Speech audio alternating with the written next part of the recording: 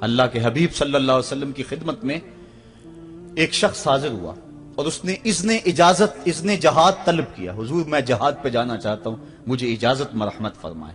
حضور نے فرمایا احیٌ والدا کا, کیا تیرے والدین زندہ ہیں؟ قالا نعم, عرض کی ہاں حضور میرے والدین زندہ ہیں. قالا ففیہما فجاہد, کہا جا ان کی خدمت کر, یہی تیرا جہاد ہے. ماں باپ کو بلکتا ہوا چھوڑ جائے اور آپ جہاد پہ چلا جائے, ماں فالج میں گری ہوئی ہے اور بیٹا تبلیغی گشت پہ چلا جائے, باپ تڑپ رہا ہے اور بیٹا پیر کی چوکھٹ پہ جھاڑو دیتا پھرے, اللہ راضی نہیں ہوگا. میں سچ کہتا ہوں, اپنے بھی خفا مجھ سے ہیں, بیگانے بھی ناخوش, کہ میں زہر حلاحل کو کبھی کہہ نہ سکا کند.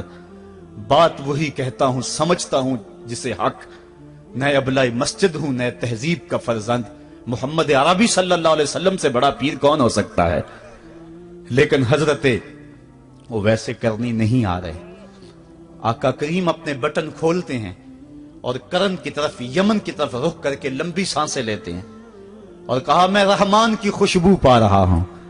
ایک دن صحابہ نے پوچھا, بندہ نواز جس کے لیے تڑپتے ہو, جس کی ٹھنڈی ہوائیں آپ کو آ رہی ہیں, وہ آپ کا بڑا پیار کرنے والا ہے؟ کہا ہاں میرے سے بڑی محبت کرتا ہے. تو کہا پھر اتنی محبت کرتا ہے تو یمن تو دور نہیں ہے, بلال حبش سے آ گیا, سلمان فارس سے آ گیا, سہیب روم سے آ گیا, اور وہ یہاں یمن سے نہیں آ سکا. فرمایا اس کی بوڑھی اور نابینا ماں ہے جس کی خدمت اس کو نہیں آنے دیتی. اللہ اکبر. اب حضرت اویس کرنی نہیں آئے لیکن خیر التابعین کہلائے.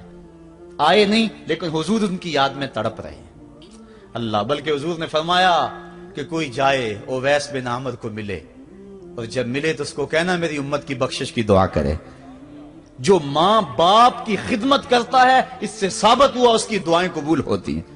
میں نے ایک روایت میں پڑھا ہے کہ جو آدمی روزانہ اپنے والدین کے لیے دعا کرے, والدین زندہ ہوں تب بھی, والدین فوت ہو گئے ہوں تب بھی, یہ عادت بنا لے, روزانہ ماں باپ کے لیے دعا کرے, ساری زندگی اس کے رزق میں بے برکتی نہیں آئے گی. اللہ اس کو رزق کی فراوانی عطا کر دے گا. اور جو والدین کے لیے دعا نہیں کرتا اللہ تعالیٰ کی رحمتوں سے محروم ہو جاتا ہے. حضرت ابو ہریرہ رضی اللہ تعالیٰ عنہ جب بھی ہاتھ اٹھاتے تھے تو یہ دعا کرتے تھے, اللہم اغفر لابی ہریرہ ولأمی ولمن استغفر لہما. اے اللہ ابو ہریرہ کو بخش دے, حضرت ابو ہریرہ کی ماں کو بخش دے, اور قیامت تک جو ہم دونوں کے لیے بخشش کی دعا کرے اس کو بھی بخش دے. حضرت امام محمد بن سیرین ایک بزرگ ہوئے تابعی, جب بھی دعا کرتے تھے یہ دعا ضرور کرتے تھے, اے اللہ ابو ہریرہ کی بخشش کر دے. کسی نے کہا کہ تمہیں ابو ہریرہ رضی اللہ تعالیٰ عنہ ان کی ماں سے بڑی ہمدردی ہے. کہا ان سے جو ہمدردی ہونی ہے وہ تو ہونی ہے. انہوں نے کہا ہوا ہے اللہ ابو ہریرہ اور ان کی ماں کو بخش دے, جو ان کے لیے دعا کرے اس کو بھی بخش دے. تو میں دعا کر کے اپنی بخشش پکی کر رہا ہوں. تو والدین کے لیے دعا کرنا اللہ کی رحمت کو دعوت دینا ہے. تو فرمایا کہ جاؤ اویس بن عامر کو جانا اور جا کے اس کو میری امت کے لیے دعا کا کہنا. حضرت سیدنا عمر فاروق حضرت علی المرتضیٰ گئے, جا کے ڈھونڈا, تلاش کیا, اویس بن عامر ملے, حضور کا سلام کہا, بس پھوٹ پھوٹ کے رونے لگے. کہا بتاؤ میرے رسول کے لبوں پہ میرا نام کیسے آیا تھا, حضور میرا جب تذکرہ کرتے تھے کیسے کرتے تھے. یہ درد دیکھا تو بولے کہ کیا آپ اتنی محبت رکھتے ہیں تو پھر ملنے کیوں نہیں آئے حضور کو, اتنا جو پیار رکھتے ہیں تو زیارت کرنے کیوں نہیں آئے.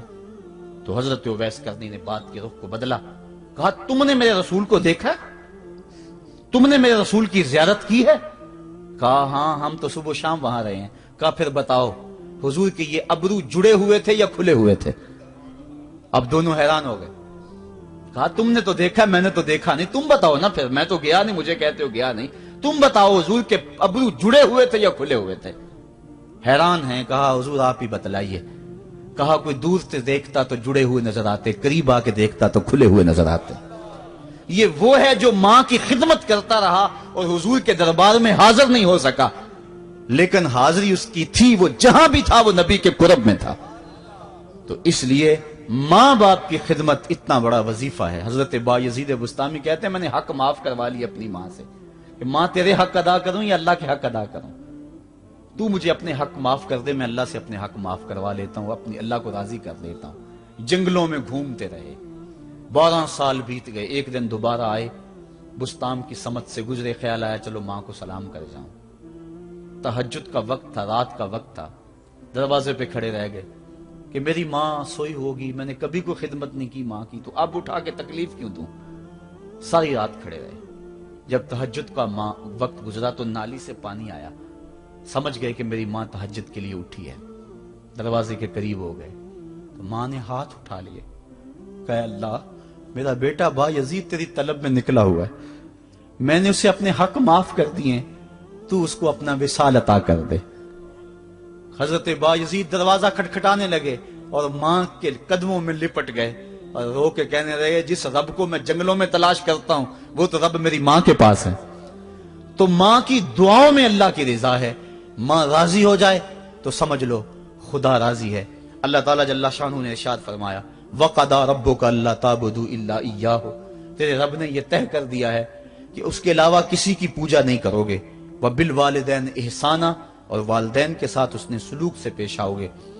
इम्मा यबलुगन्ना इंदकल किबरा अहदुहुमा औ किलाहुमा फला तकुल लहुमा उफ़्फ़िन वला तनहरहुमा, अगर तेरे पास दो या दोनों में से एक बढ़ापे को पहुंच जाएं तो फिर उनके सामने तूने उफ भी नहीं कहनी और ना उनको झिड़कना है और उनसे नरम लहजे में बात करनी है।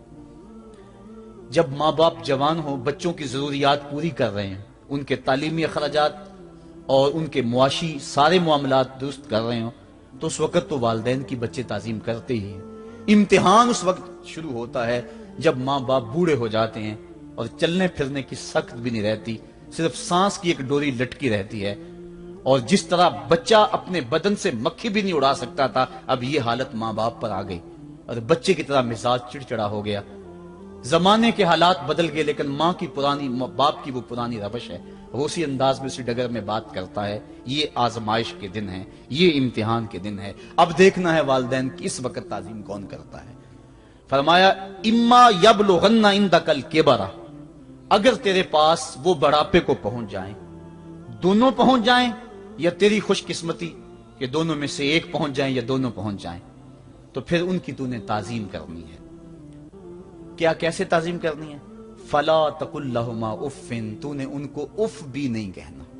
हजरत इमाम फखरुद्दीन राजी के हवाले से मैं आज ही सुबह या गुज़श्ता शब उफ की तशरीहात देख रहा था। उन्होंने 12-13 अकवाल बयान किए हैं, लेकिन 2 कौल फरमाते हैं। उफ ये है कि इंसान के बदन के ऊपर जो शफाफ रहता हो, साफ रहता हो, मट्टी पड़ जाए, रेत का जर्रा पड़ जाए तो उसको फूंक मार के उसको हटाता है, तो वो फूंक से जो आवाज पैदा होती है उसको अरबी में उफ कहते हैं।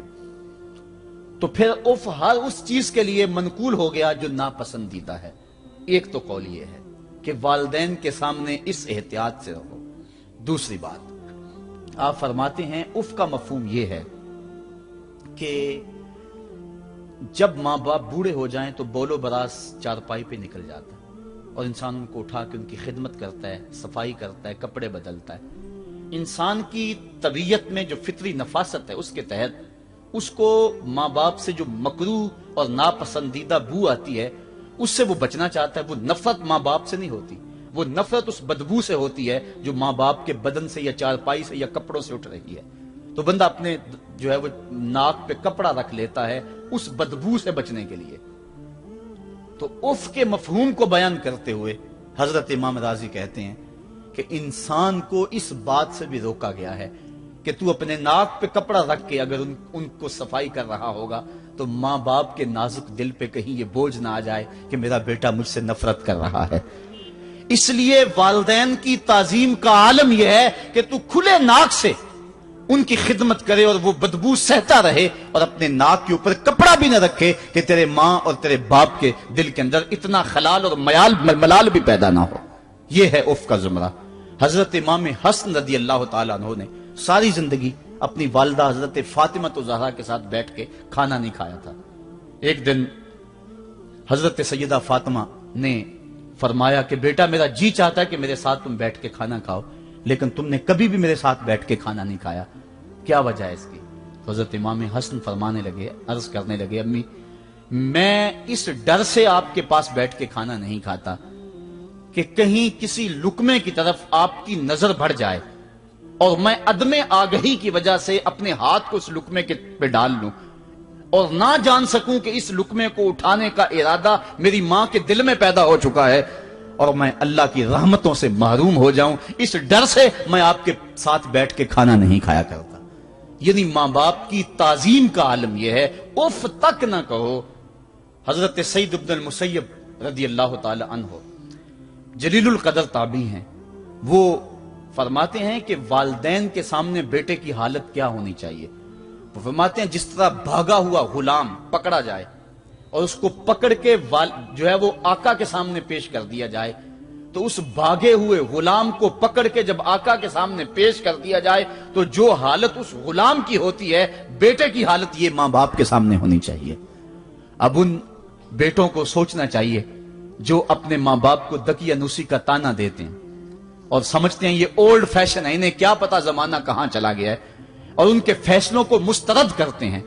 उलमा ने इस बात को तफसील के साथ बयान किया है कि शरीयत के जो कतई ज़ाब्ते हैं, उन ज़ाब्तों और उन कवानीन को और उन मामलात में तो वालिदैन की फर्माबरदारी नहीं होगी अल्लाह की अगर मासियत होती हो, लेकिन जो मामले शक वाले हैं वहां मां बाप के कौल को तरजीह दी जाए। तो फरमाया उनके सामने उफ भी नहीं कहनी, वकुल लहुमा कौलन करीमा, और उनसे नरम लहजे में बात करनी है। वख्फिद लहुमा जनाह ज़ुल्ल मिनर रहमा, और उनसे बात और उनके लिए अपने बाजू बिछा लेने हैं नरम दिली की वजह से, नरमी की वजह से। जब जानवर जमीन की तरफ रुख करता है, ऊपर से नीचे की तरफ आता है तो अपने परों को सकेड़ लेता है, तो उसके लिए ये लफ्ज बोले जाते हैं वख्फिज लहुमा जनाह